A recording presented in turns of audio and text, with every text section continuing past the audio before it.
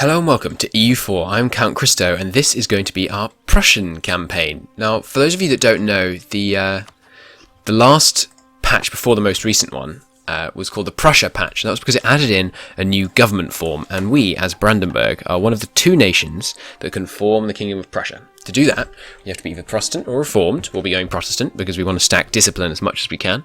We need to own a core province of Königsberg, which is just here. And we need to have admin tech 10. And obviously, Prussia can't exist and we have to be at peace. So, we're going to be going for that. We're going to try and form Prussia. We're going to become Emperor of the Holy Roman Empire. We're going to have to lose that because we're going to go Protestant. And we're going to have to... I don't think you can be the Emperor when you form Prussia. Ooh, you can. That's a nice little exploit we could use. So to get straight into the issue of exploits, I don't like big exploits. There's an exploit at the moment where you can have double troops fighting in battles, which is a ridiculous exploit. There's another one where you can have effectively infinite diplomats for the purposes of improving diplomatic relations and stuff like that. And we're not going to use that kind of exploit. We will use what I'd think are more like tricks. So, for example, when you form a nation like this, or if you form Great Britain or things like that, all your provinces get removed from the empire. But if you're the emperor at the time, you can add them all straight back in again, right? So if let's say we controlled this area when we form Prussia, which I think would be a perhaps optimistic aim, but let's say we controlled all that area when we formed Prussia. If we then do so and form Prussia, what's going to happen is all our provinces are going to get taken out of the HRE. Holy Roman Empire, for those of you who aren't as familiar with EU4, who've come here from Hearts of Iron 4 videos, is this area here, which was at this point, a kind of loose alliance of states in Central Europe, ruled over by an emperor who is elected by the elector princes, one of which is us. Yay! So we get to vote for who's going to be. And in fact, if there was to be a vote right now, it would probably be us. Depending on... No, it would be a tie between us and Bavaria. We're going to look into that in just a second, because we would like to be the emperor. If we're the emperor, there's a good chance we're going to get a whole load of land over here, which would be very nice indeed. So, yes, I was talking about exploits. If we could have all this land leave the HRE, we can add it all back in again, which produces a whole bunch of imperial authority, which lets us pass all these reforms, which we'll come to when we get to them. Now, what are we going to be doing in the immediate start of this game? I'm going to be assuming that you know something about EU4. This isn't going to be like a total tutorial series. So, this is EU4. You play as a country, you conquer people. Pomerania looks quite tasty. I'd like to take out Bohemia, if we could, because there's going to be at some point a religious war. There's going to be... Protestantism is going to arise. At the moment, everyone's Catholic in Europe, basically. There's some Europeans that aren't quite Catholic, but most people in Europe are Catholic. Once Reform Desire hits 100%, which is here, we're going to get something called Protestantism. So a new religion is going to start, and we are going to switch to it because it's fun. And then we're going to say to the emperor, "Oi, you heretic! Protestantism is the one true faith, and we're going to force you to become Protestant." And have everyone in the empire recognise that Protestantism is the official faith. And we're going to do that through war. And once that happens, we're going to want to be in charge of the Protestant League. Now, Bohemia tends to go Protestant. I believe there's an event which makes them go Protestant. So they tend to go Protestant, and we don't want them to be in charge, because we should be in charge. We're the best Protestants. Not yet. We will be the best Protestants around. And so we want to kill them to make sure we're in charge. Simple as that. Now... Also, if we could knock them down to a tiny area and then somehow get them to be our vassal, that would be good, because then we'd have a vassal that would always have to vote for us. So let's look at becoming the emperor. If we were the emperor, what would that give us? Well, it gives us all of these diplomatic actions. You can bestow imperial grace, which makes people like you. You can enforce religious unity. That's only after the League Wars happen, though. You can grant electorate, you can grant free city, and you can demand unlawful territory. The last one is quite fun. You basically force people to give up their conquests. And being the emperor gives you all of these bonuses. Now, most useful in there, look at that manpower and force limit increase. That's huge. For comparison, 33,000 manpower that would give us. We currently have a cap of 14,000. That would triple our manpower. That's insane. So we really want to become the emperor. It also gives you diplomatic relations, leads to that upkeep, possible advisors, yearly prestige. The big downside of being the emperor is that you're forced to be a duchy tier kingdom, which is Very annoying, but we are an elector, so we can go up to kingdom, which is great. So we're going to try and become the emperor. How are you going to do that? We're going to make the electors like us. See these pluses and minuses? That's how much they're likely to vote for us. Not likely, it's how much they want to vote for us. So the zeros are not going to vote for us. I think 0 means, you can see there in that list, we're tied with Bavaria, and if you hover over them, it shows you all the things that make them like you and all the things that make you like Bavaria. And as you can see, they're identical for mines. I think it's mines, not mains. Feel free to correct me if you're German. I've no idea. But these two are voting for us, which is great. So Saxony wants to vote for us, and the Palatinate want to vote for us. And both of those are rival to Bavaria, so they're not going to want to vote for Bavaria, but rivals over here. So we probably want to ally these two to secure their votes, and one other. When you're the Emperor, securing 3 votes is usually enough, because it takes 4 votes to beat the Emperor's 3. In ties, the Emperor always wins.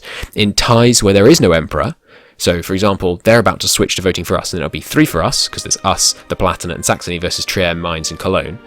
The person with the highest prestige wins. At the moment, everyone's going to probably have the same amount of prestige. So, Bavaria, do you have? Yeah, they have exactly the same amount as us, 4.69. Unfortunately, theirs is going up a bit because they've got some power projection, because they've set their rival, which we'll do in a moment. So we're going to want to ally Saxony and the Palatinate and one of these others. I haven't decided which yet. We want to ally Saxony anyway, because Saxony hates our old enemy, Bavaria. So we're going to rival Bavaria over here. I'm running, by the way, a couple of mods, so that happened faster than you might be used to. I'm running with Arumba's keyboard shortcuts, which is fantastic. You should all get it. They put lots of them into the game. They didn't put all of them into the game, so you should get it. Did they put the split one into the game? I can't remember. Yes, they did. So that you can split this in half. I don't believe they put this into the game, which is I hit V, I deselect one of these armies. So you can, if you want to send an army here and here, you go there, V, there. Sorry, there, V, there. And they'll go to there. So I'd recommend that one. We're also using the ArumbaFontMod. You'll notice that all these tool tips are nice and easy to read, and clear green on the positives and dark red on the negatives, and that's all great. It's the ArumbaFontMod, which I really like. We're also running with a bigger production interface. This would normally just fill this space because Paradox has some kind of deal with their publisher, which means they can't use decent sized interfaces. Ours not to reason why, but we need to. So you've got mods to fix that. So these can all fill the whole screen, which makes them much easier to use. So, first things first, all the things you've got to do before you're on pause. Rivals, very important. Teutonic Order. We all hate the Teutonic Order. And Poland, oof, that's lucky. Poland likes us. So, we're going to use Poland to kill the Teutons. We don't like Poland long term. This land is rightful Prussian clay. It may say Polish there, but it's lying. This is rightful Prussian. So we're going to take all this, and but we might as well use them before we betray them, right? I mean, that's just logic. So I think what we're going to do is ally them, use them to help us get Neumark off Teutonic Order, and help us take land off Bohemia, and then we're going to betray them. But I don't really want to help them against. Problem is, I won't be able to call them into both wars, and if I call them into one and betray them, they won't accept the other, and they probably won't accept one while the other's already raging. So what are our missions at the moment? Conquest Silesia. We have a core, by the way. Where is it? There we go. Oh no, we don't have a core in Neumark. That's right, they've changed it. We don't have a core in Neumark, but there's an event that will fire that will just give us Neumark for 100 ducats, I think.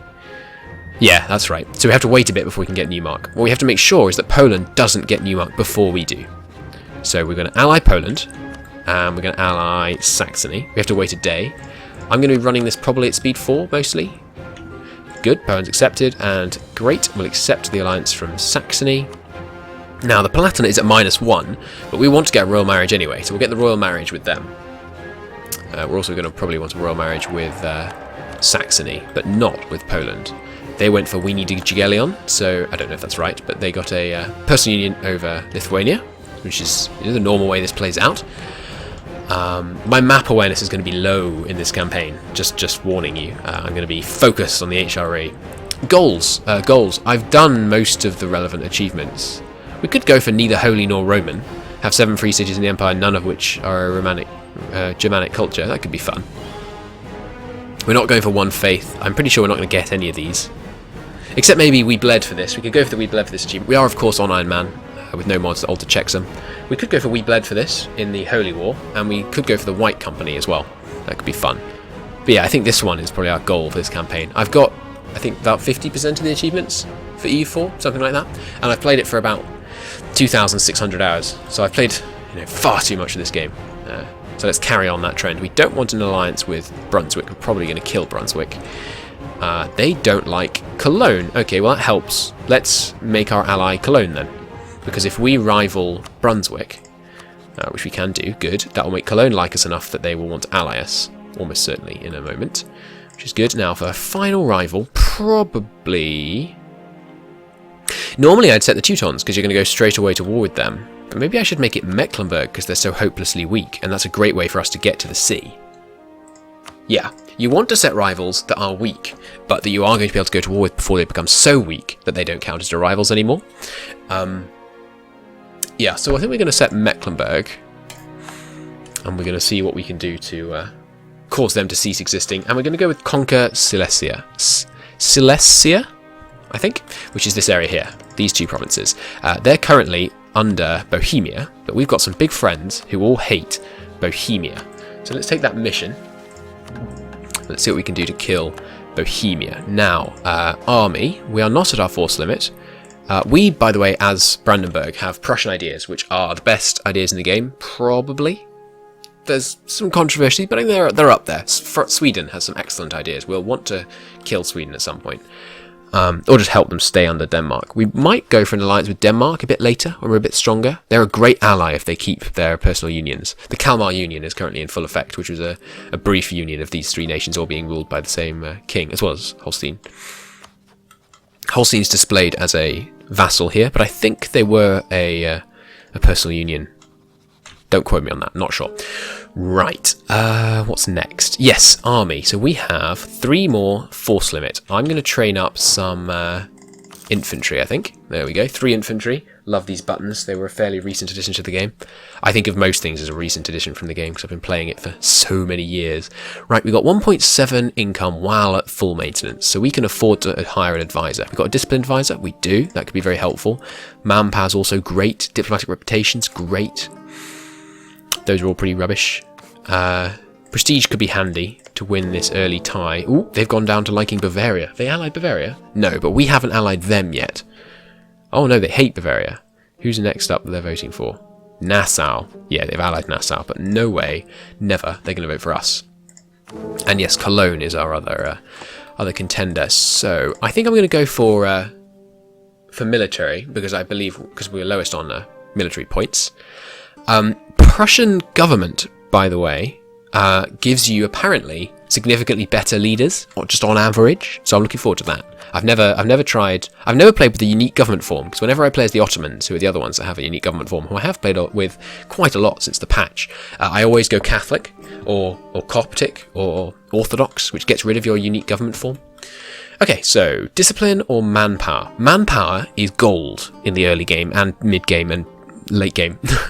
I think manpower is usually my limiting factor in expansion, when it's not aggressive expansion, which it will be. We're going to try and blob east to avoid aggressive expansion in the HRE. We're also going to blob in the HRE, of course. We're going to blob everywhere.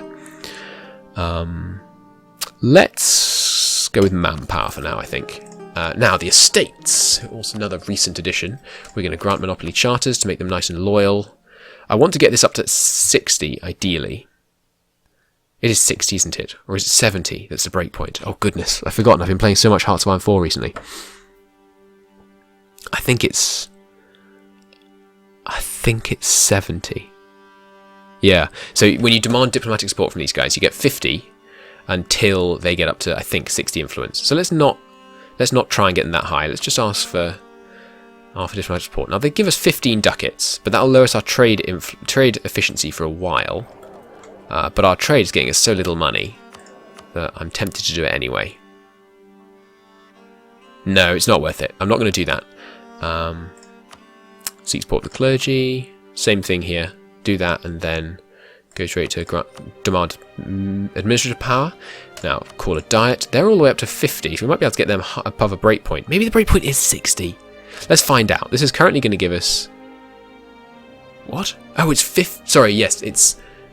What is it? 30, 50, 70? You can get either 50, 100, or 150 military power. So I mucked up. We should have recruited a minister before we did it on them, and the same for them. So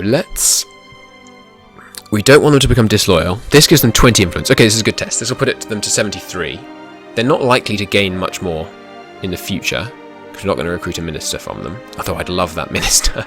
But yeah, we're going to grant a generalship, which gives us a general with 40 tradition, which is much better than our current 9.1. He's not great, because he only got 1 shock, and shock is god in the early game. You can see here, shock is 0.5 damage, and all the damage you do from Latin Knights and from your infantry, it's mostly shock.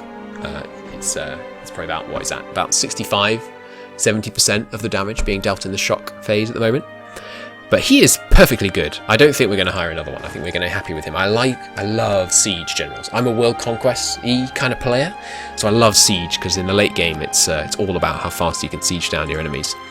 Now, we want additional levies, and we also want the military support. So I think we're going to do both, which is going to make them disloyal for quite a while, but the calculations have been run by greater mathematicians than I, and making them disloyal and giving you this minus 10% manpower recovery is worth it for the amount that it gives you.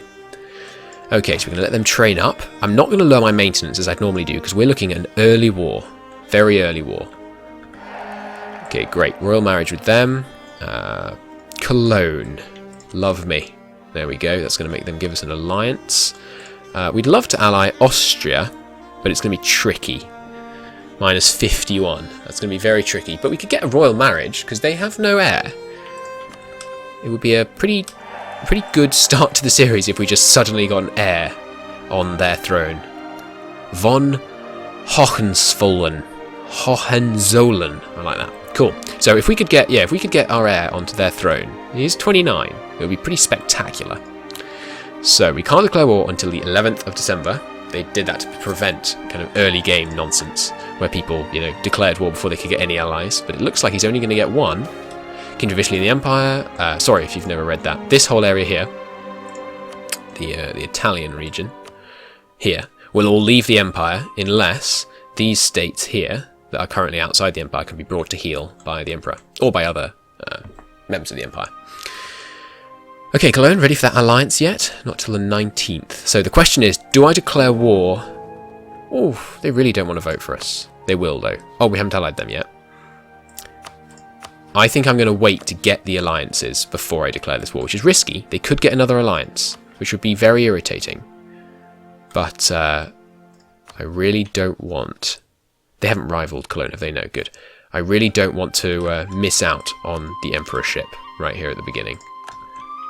Can't do that until the 19th. There we go. Okay, all allied up. So now, if Austria dies, once these all take a couple of days, I think, to update. If Austria dies, we are the emperor, which would be great. And they haven't got any more allies. Fantastic. How many troops have they got? This is the ledger, which is tragically lacking from Hearts of Iron 4. Right, they've got 14,000 troops. We've got 8, but these 7 and these 21 hopefully are going to come to our aid. Did I not take the mission? Oh, right, I have to declare on these guys. No, only Poland will, because Saxony doesn't want any land from Silesia. That's so dumb. That's so dumb, because we're not declaring war on Silesia, we're declaring war on Bohemia. They still need to fix this. I really hope they fix this at some point. Anyway. No matter, we can still prevail. Where's Alsace? I tend to know these things. There they are. It's that one. They should have just 5-6 troops.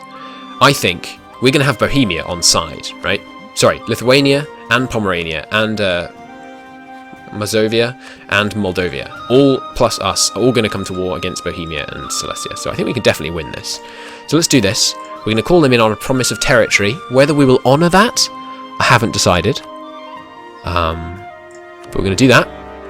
War within a month and 9 days, which is fairly typical for me when I play this game. And we're marching in. Holstein Rule of Brandenburg. I haven't seen these before, so I think I shall read the ones I've never seen before. These are all specific to the new patch, I think. When the Hohenzollerns acquired the March of Brandenburg in 1411, the state had a long history of being very loosely governed under Wittelsbach and Luxembourgian overlords. Local nobility, clergy and the city councils had grown used to being left to their own devices. Well, we can't have that. Robber barons and lawlessness are prevalent in many parts of the realm.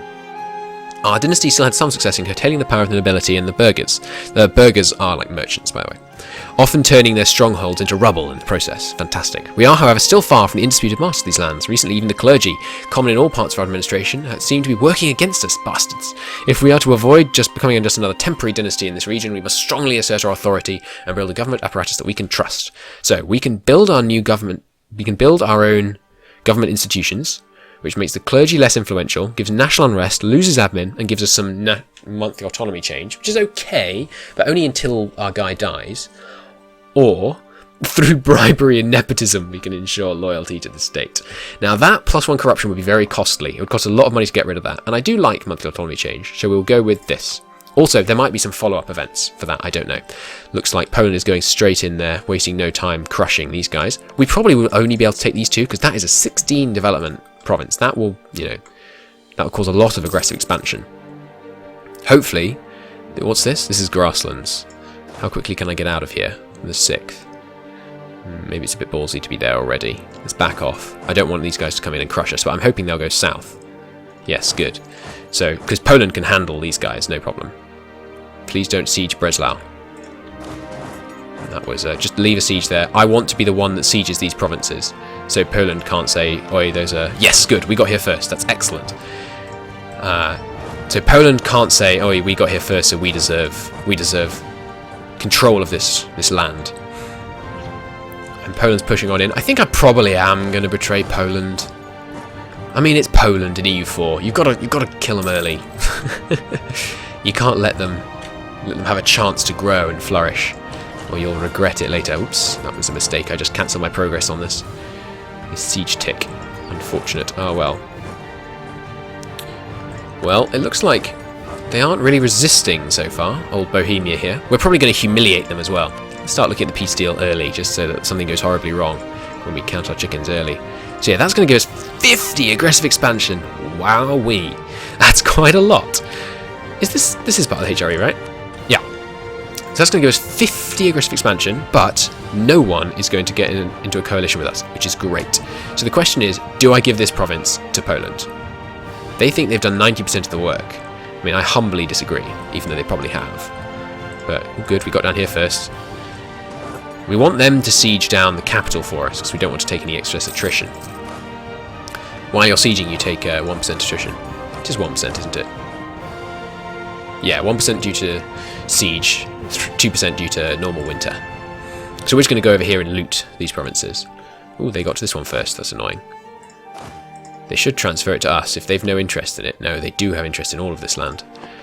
I could set this land as my interest, but if I did so, then people who have interest, other people who have interest in it would start to get a bit irritated with me, because they'd think, oh, we had conflicting interest. But you can avoid that by just never setting anywhere as a province of interest, which totally solves the situation, which is a bit silly, but there you go. We are going to start this siege, just because we do want this war to be over. Oh, they've left the siege. Marvellous. Well, we'll go and put one guy there, so that when they resume the siege, we'll actually be the ones in charge of it. Oh, they're going down here now. Let's go up here instead. Can you move to there? No? Ah, there's another fort here. A loan offer! I don't and this is funny, right? When you refuse to pay back a loan, which we will certainly do, they don't even dislike you for it. Which is a bit silly. Oh, I've been wasting my diplomats. Whoops. We should be improving relations with... Oh, no! Trier is voting for the Palatinate, so the Palatinate's voting for themselves. That's really irritating. How many diplomatic relations are we at? 5 out of 4, yeah. That's okay, because we're just going for this PU over Austria. We'll probably break that relation if they don't. If that doesn't come to fruition. We're still the ones in the lead, though. That is good. Ooh, Saxony would accept now. Ah, that's how you can get around that. Once the war leader changes, they think, oh, actually, you're at war with them, so we'll come in. Okay, I mean, it makes sense, makes sense. We're not going to do that now, though, because we clearly don't need their help. So we should be improving relations with Saxony and with, I guess, Trier. If we can make them like us enough to vote for us, we'll have this totally on lockdown. What we want to do is become the emperor before the Burgundian inheritance fight, which is an event where the King of Burgundy dies, and all this land gets inherited by France, and, normally, the Holy Roman Emperor. Also, if we had a royal marriage with Burgundy, that gives us a very good chance to get it. So actually, yeah, let's not improve with Saxony, because they are currently voting for us. Let's improve with Burgundy. Let's see if we can get a royal marriage with them. I'd love that. If we can inherit all that land, that'd be a great start. If we could get a personal union over Austria and the Burgundian inheritance to fire in our favour and the emperorship, this will just be a glorious campaign. We're suffering not too bad attrition. Fortunately, Lithuania has only sent a, only relatively stupidly large force to siege down this province. Let's see if we can persuade oh, it's the wrong way around. If you want to leave the leader behind, you have to leave the small army on the left. We're just going to leave a too small force to siege this here, and then hopefully the Polish will put their force here and do the siege for us, but we're still technically in charge, so we're the ones that get all the war score. These guys are probably coming here, if I had to guess. Yep, I was right. Good. Okay, fantastic. Well, I think that was an excellent start. Got a great early war. Going to get some great development here. That's significant. We're going to gain the largest development province in our nation when we take Breslau. That's a fantastic start, and I'll see you all next time, where we will hopefully work out a peace deal and look for our next avenue expansion. I'm looking at you, I think, Mecklenburg. Got some good allies, but I think we can probably take them. We'll see. Okay, thanks very much for watching. See you next time.